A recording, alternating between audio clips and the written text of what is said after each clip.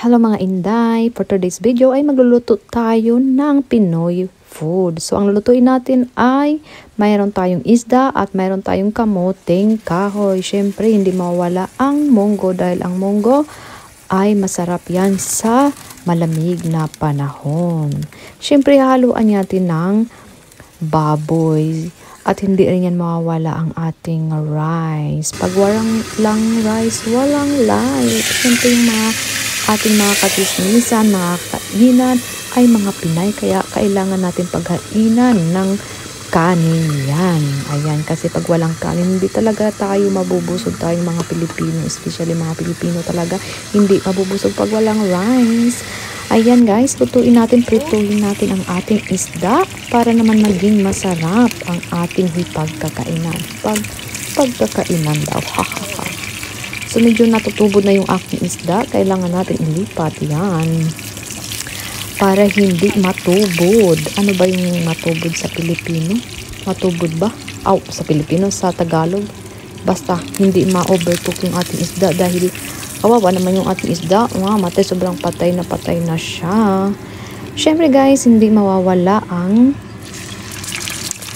kamuting kahoy. Alam niyo ba ang kamuting kahoy na yan ay baked potato siya. Masarap siyang kainin, lalo na pag mayroong pritong isda. At syempre hindi mawawala ang ating Coke. Kailangan natin mayroong Coke. Andyan na yung ating At saka guys, hindi mawawala rin ang tuyo. Ang tuyo ay napaka-importante sa ating buhay, lalo na sa mga Pilipino, charing. Sa mga Pilipino.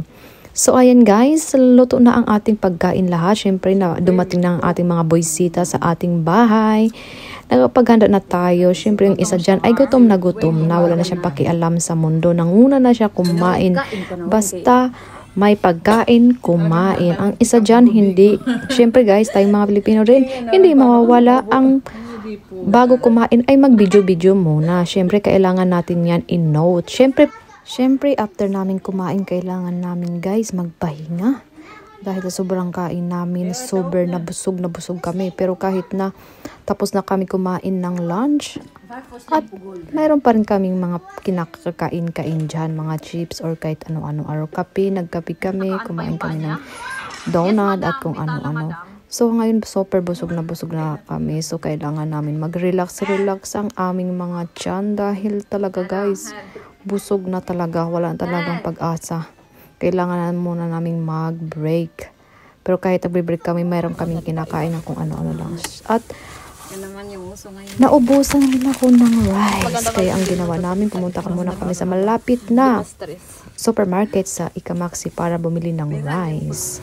At saka guys, pagkatapos namin, Sunday ngayon, nagpanta kami. Nag-recycle kami, tinapon namin yan para magkaroon kami ng pera dahil naubusan kami ng pera. Charing.